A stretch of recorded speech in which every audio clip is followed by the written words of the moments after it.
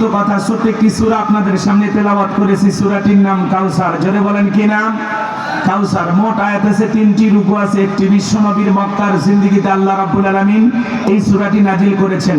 কোরআনুল কারীমের 108 নম্বর সূরা। সবাই একটু জবান ছেড়ে মহব্বতে আমার সঙ্গে তেলাওয়াত করুন। যে ভাইরা দাঁড়িয়ে আছেন এলোমেলো ভাবে, আল্লাহর রাস্তায় কোরআনের মহব্বতে বসে পড়ুন।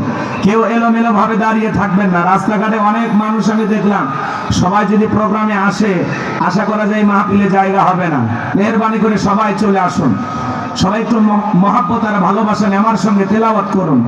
আউযু বিল্লাহি মিনাশ শাইতানির রাজিম। বিসমিল্লাহির রাহমানির রহিম। বিতাড়িত মোর্দা শয়তানের কাছ থেকে আল্লাহ পাকের কাছে আশ্রয় প্রার্থনা চাচ্ছি। পরম করুণাময় দয়ালু আল্লাহ তাআলার নামে শুরু করছি। ইন্না আ'তাইনাকাল কাউসার ফাসাল্লি লিরাব্বিকা ওয়ানহার ইন্না শানিয়াকা হুয়াল আবতার। আল্লাহু আকবার। যে কোনো আয়াত বা সূরা তাফসীর করতে হলে কোন প্রেক্ষাপটে কোন সময় আল্লাহ তাআলা সেই সূরাটি বা আয়াতটি নাজিল করেছেন, সেই নাজিলের প্রেক্ষাপট জানা দরকার আছে না নাই? আরবিতে বলা হয় শানি নজুল। যদি শানি নজুল আলোচনা করা হয় তাহলে তাফসীর বুঝতে সহজ হয়। তাহলে সূরা কাউসার বিশ্বনবীর উপরে কোন প্রেক্ষাপটে কোন সময় আল্লাহ তাআলা নাজিল করেছেন, সেই নাজিলের সময়কালটা একটু জানার দরকার আছে না নাই?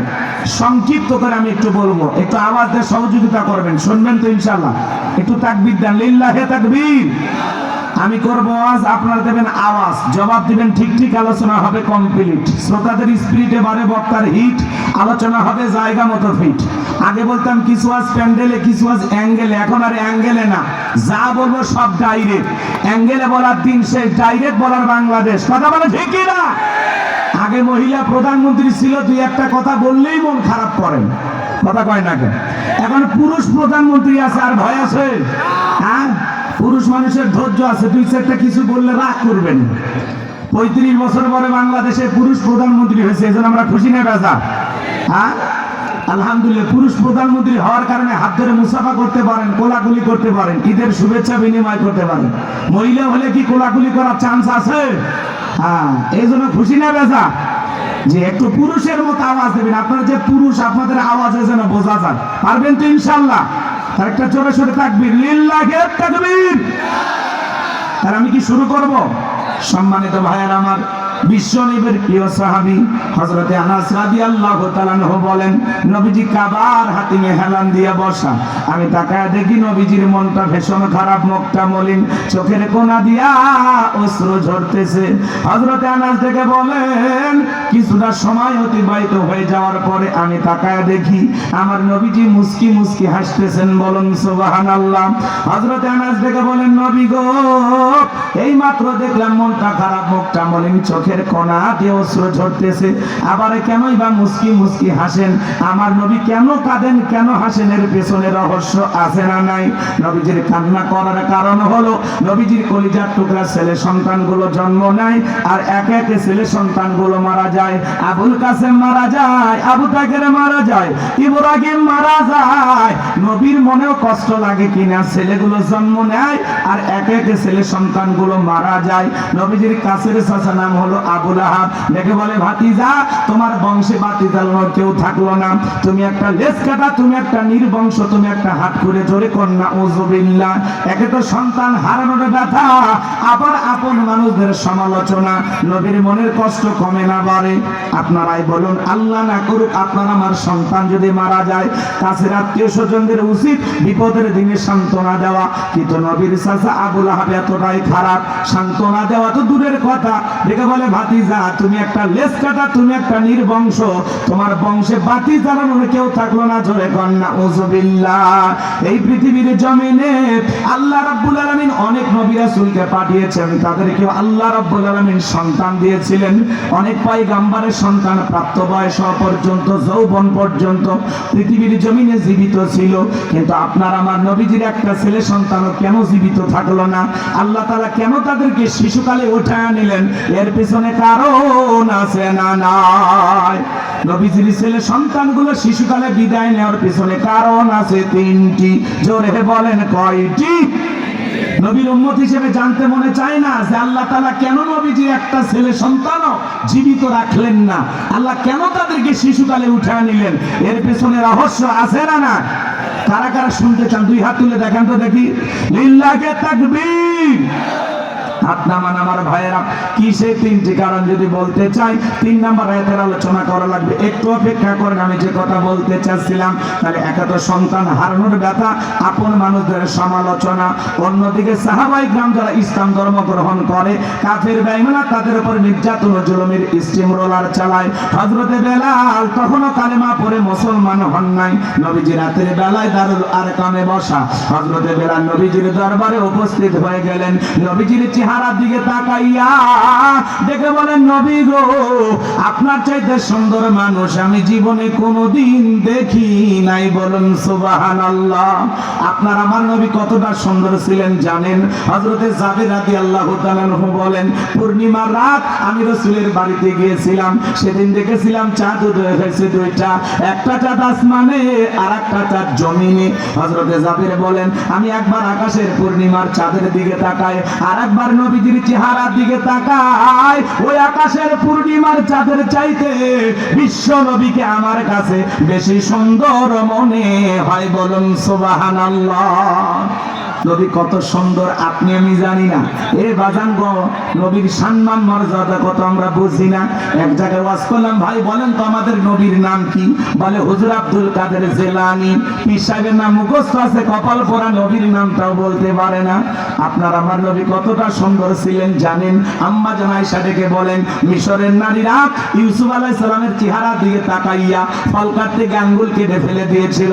ওরা যদি একবার আমার নবীর চেহারার দিকে তাকাইতো, শুধুমাত্র আঙ্গুল নয়, আঙ্গুল কাটতে কাটতে, হাত কাটতে কাটতে কখন যে নিজের কলিজা কেটে দুফা করে দিত, মুহূর্তের জন্য টের পাইতো না।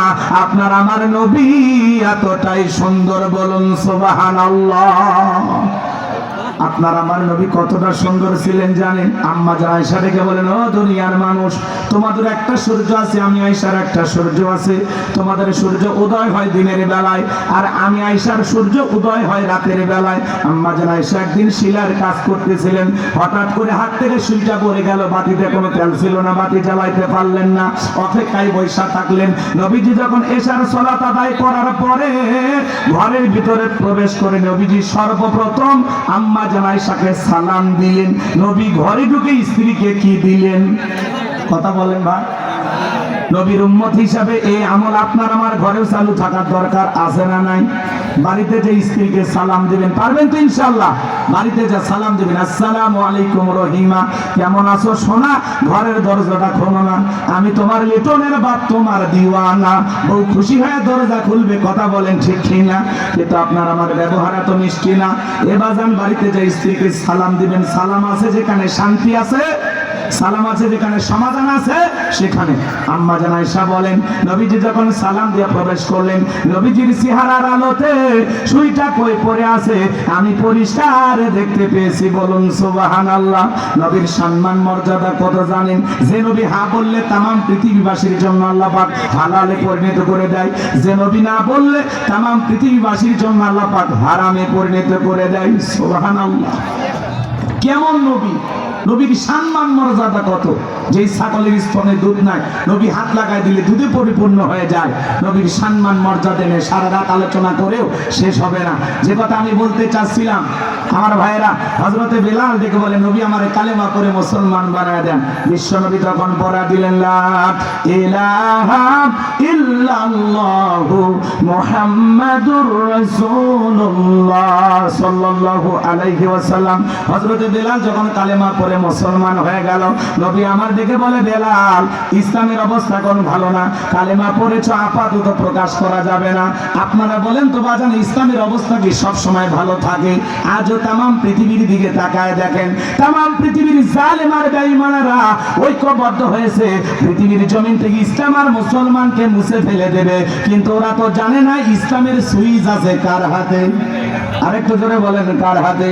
আমার আল্লাহ রাব্বুল আলামিন বলেন ইউরিদুনা লিতুফিউ নূরাল্লাহি বিআফওয়াহিহিম ওয়াল্লাহু মুতিম্মু নূরিহি ওয়ালাউ কারিহাল কাফিরুন। সূরা সফ আয়াত নাম্বার 8 আল্লাহ রাব্বুল আলামিন জানিয়ে দিলেন কাফেররা চায় মুখের ফুৎকারে দ্বীনের আলোকে, ইসলামের আলোকে, কোরআনের আলোকে নিভায়ে দিতে। আমার আল্লাহ দেখে বলেন আল্লাহু মুতিম্মু নূরিহি, এই জমিনে দ্বীনের আলোকে, কোরআনের আলোকে, ইসলামের আলোকে আমি আল্লাহ রাব্বুল আলামিন প্রতিষ্ঠিত করে ছাড়ব। যদিও কাফের বেঈমানদের অন্তরে যত ধরনের জ্বালা যন্ত্রণা হোক না কেন, বলুন আল্লাহু আকবার। ইসলাম ছিল, ইসলাম আছে, ইসলাম থাকবে। ইসলামকে থামিয়ে দিতে আসবে যারা, তাদেরকে আমার আল্লাহ থামিয়ে দেবে। কথা বলেন ঠিক কিনা? নমরুদ, ফিরাউন, আবু জাহেলেরা চেষ্টা করেছিল, ইসলামকে থামাইতে পারে নাই। আজকে নতুন নতুন নমরুদ, ফিরাউন বলেন, নেতানিয়াহু বলেন, ডোনাল্ড ট্রাম্প বলেন, আর ভারতের দাদা বলেন, তামাম পৃথিবীর জালিম আর বেঈমানরা ঐক্যবদ্ধ হয়ে পৃথিবীর জমিন থেকে ইসলামকে মুছে ফেলতে পারবে না। কথা বলেন ঠিক কিনা? যারা ইসলামকে মুছে ফেলার ষড়যন্ত্র করবে, মুসলমানের রক্তে খেলা করবে, ওই জালিমদের পতন হবেই হবে। কথা বলেন ঠিক কিনা? সম্মানিত ভাইরা আমার, এই জন্য মাঝে মাঝে ইসলাম আলাদেরকে নিয়ে নানামুখী ষড়যন্ত্র চলমান আছে। মনে রাখবেন, ষড়যন্ত্র যত বাড়বে, জুলুম যত বাড়বে, ইসলাম আলাদের বিজয় তত নিকটে। কথা বলেন ঠিক না? মেহমান এসে গেছে, লিল্লাহে তাকবীর।